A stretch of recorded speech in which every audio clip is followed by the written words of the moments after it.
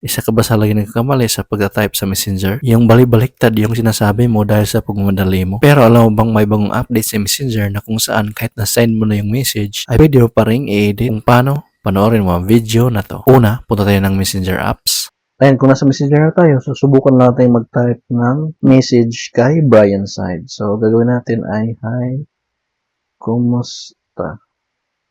Nakauwi ka na ba? Ayan, send lang natin. Then, kung mapapansin nyo, yung kumusta ay naging lomsta. So, ang gagawin natin ay babaguhin. Kung mapapansin nyo, nakasend na. So, ang gagawin lang natin sa message na to ay ilolong press. Then, pinutin lang tong more. Then, pinutin lang tong edit. Papalitan natin siya ng kumusta. Kumusta. Then, pinutin lang tong check.